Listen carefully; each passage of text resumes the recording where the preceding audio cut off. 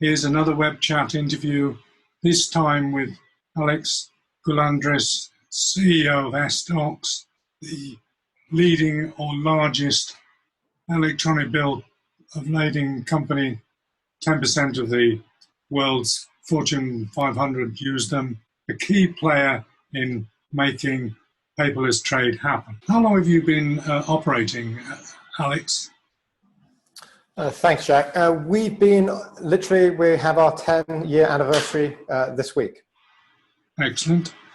And we're going to be talking about three different areas: eDOCS in global trade, eDOCS and trade finance, and then how things are going to happen in the future. For me, one of the key questions is, what is a legal e-document? There are only a few players who've got these. What are they and why are they important? I'm going to focus on the bill of lading here, Jack, because I think that's the most difficult document to make electronic in the first place. And the reason it's difficult is because basically bills of lading are governed by international treaties. Things like the Hague Rules, Hague-Visby Rules, Rotterdam Rules might mean something to you. Those are the UN-led treaties that govern and facilitate the transfer of a bill of lading by endorsing it on the back. Yep. None of these treaties allow for electronic transfer of title. The Rotterdam Rules does, but it hasn't been signed and enacted by the 20 countries that need to make it a valid legal treaty.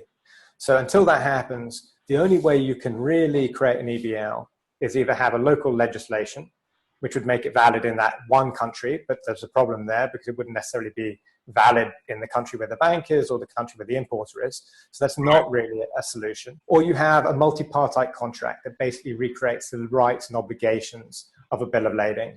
And that's what we've done. So we have a multi-partite contract that has been signed off by the P&I clubs, who obviously insure essentially the world's ocean fleet. And obviously a bill of lading is a ship owner's document. So how many countries does that cover? Essentially, the way it works is our user agreement, it's called the DSUA, can be enacted under English law or under New York law, but it can be used anywhere in the world. So the point is, if you take a bill of lading into Germany or out of Germany, and German law actually says EBLs are not valid, the local law is irrelevant because the validity of our electronic documents are now coming back either to the UK or the US. Okay, so how many approved e-documents are available today? How many players in this space? There's two, literally only two. And for example, it took us 5 years to get the relevant approvals. And it's not just the approvals that is required from the P&I clubs, it's also the industry buy-in. So we were working with BP for about 6 years before they signed our user agreement, and they were the first company to sign. Now, today we have 2,600 companies who are signing it. By the end of this year, we should have about 4,000 companies who signed it. And they're from the very large, multinationals that you've mentioned on the mining space, people like BHP Billiton, Vale, Rio Tinto. In the agri space, people like Cargill, Bunge. On the energy space, I've mentioned BP, Exxon, Chevron, Statoil, Petrobras, for example, and then many, many banks as well, all the way through to a small ship agent that's run by a mom and pop shop. So it covers the entire supply chain. Okay, and one of the key features of any electronification, digitization of supply chain is e-signing. How have you been successful at that? Because it's a major problem in other areas. So e-signing is actually less of an issue than you'd think. When we started really sort of looking at doing this in 95, one of the big questions was, how can you do this? Sorry, 2005. How can you do this? Because one of the first things we wanted to understand was there any legal obstacles, were there technical obstacles to preventing electronic documentation from being used globally? And the first thing we looked at was e-signature acts. And at that point in time, and on the legal side, one of the things we looked at was e-signature acts specifically, because if the local law does not allow for an electronic signature to be recognized, you've got a major problem for an electronic document. As it happened, by 2005, the top 25 trading nations, representing 80% of global trade, signature act into law. And that's the framework in which you're moving forward. Right, if we look at new areas or new progress? There's a great publicity over your STP deal with ANZ completing a full flow-through transaction. Why is that important? What was the difference there between what happened previously? So BPO is growing, and it's growing slowly. Bank payment. Bank payment obligations. And one of the problems that bank payment obligations has is it's a new technology, so the banks need to have bought into it. And one of the other problems is you need corporates to buy into it simultaneously. So you have a chicken and egg. If the banks aren't BPO enabled, then the corporates couldn't even sign up to it. If the corporates aren't interested, then banks won't invest the money to sign up to BPO. So that was one of the sort of chicken and egg issues that we saw. So what we did is we came to market with essentially a very low-cost solution. So ultimately, it's free for the corporate, but it's also very low cost to the banks, and even allows them to tie into Swift without them needing to go off and do their own interfacing project. So we lowered the barrier to entry to test BPO. One of the other problems with BPO in the early days is people have really been taking paper documents, and the bank has been typing that data in to create a baseline, which is the application form, essentially, for a bank payment obligation. Or they've been taking the bill of lading and commercial invoice and, again, typing that in to create the final data submission from the key documents. Now, obviously, that's not straight-through processing. It's not what BPO is all about. BPO is all about data matching. It's all about accelerating the trade finance flow. So what essDOCS did is we sat there and came up with a solution that allows you as a corporate to apply for the BPO online. So in this case, the BPO would have been applied for by Cargill. So this was a transaction where BHP was selling iron ore to Cargill, and the two banks involved was Westpac and ANZ. And that application goes through our platform in digital form to the bank, and the bank can download that as data and upload it to TSU, which is the matching engine in Swift, as data. So there's no data re-entry. So the whole thing essentially becomes a straight-through processing machine with essDOCS and Swift working hand in hand, essentially on the technological solution. So the application went all the way through the supply chain as data, was accepted, and a baseline was established. And then what happened was, after the vessel was shipped, the bill of lading and the commercial invoice was created as electronic documents in our platform, CargoDocs. And now the data from that was, again, automatically pushed to the banks as data, and again flows through to Swift without any manual data re-entry by the banks. So now you have no risk of error, you have no risk of fraud, because the data is coming from the original documents. No risk of error? I think not. I mean, one of the problems they've been finding with BPO is the number of banks and players who got the interfaces and the standards behind their interface. How are you overcoming that? What are you doing there? Well, I mean, so we interface directly with TSU, which means that if a bank wants to have us host their BIC, they can literally have CargoDocs submit the data directly to TSU without them needing to do that interface work. The interface, the standards are there, but like anything that involves Swift, there's some complexity to interfacing.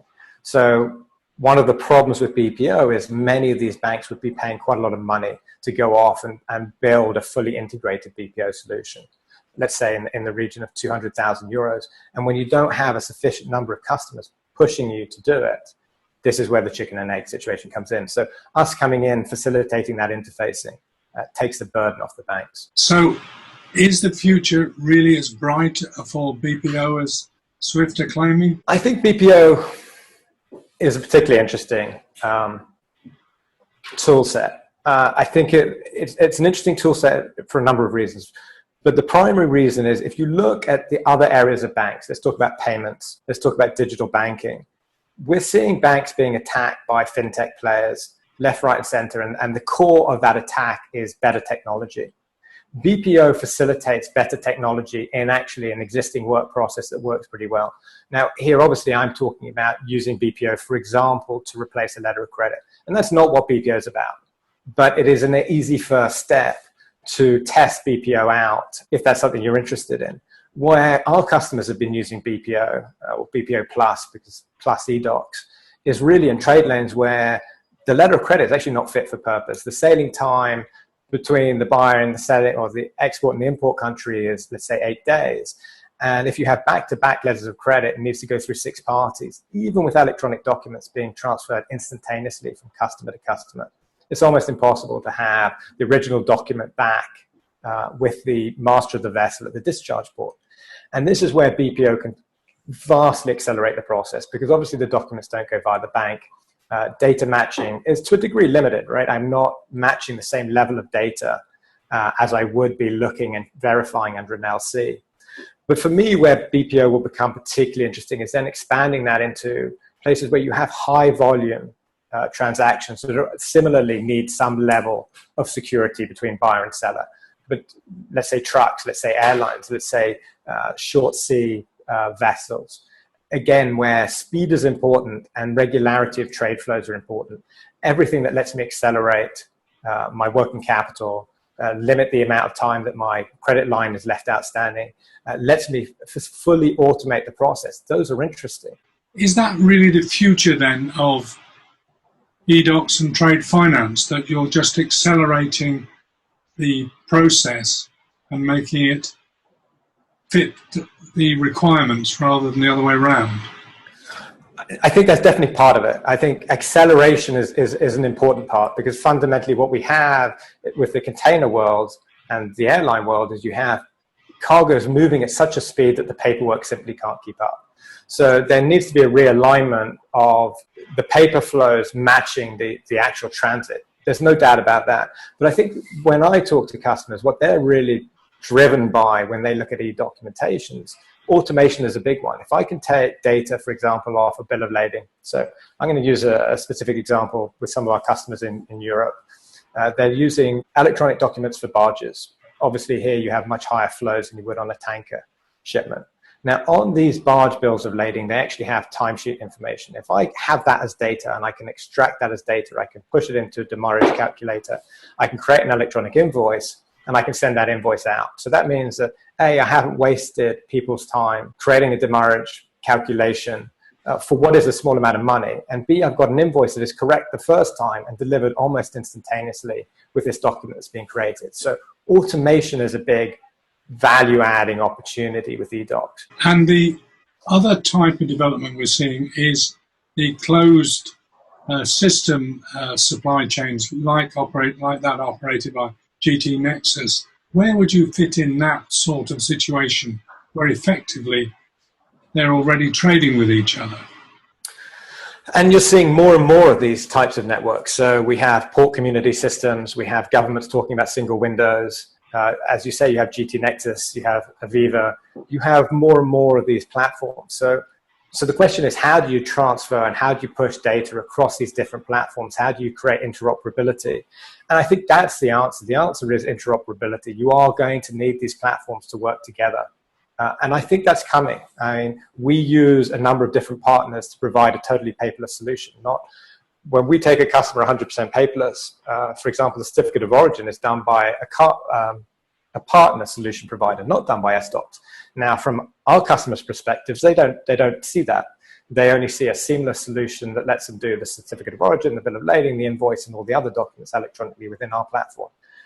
But it's not really all done within our platform. So interoperability is how you solve these various networks that meet the different parts of the supply chain. And, you know, Swift is a big part of that.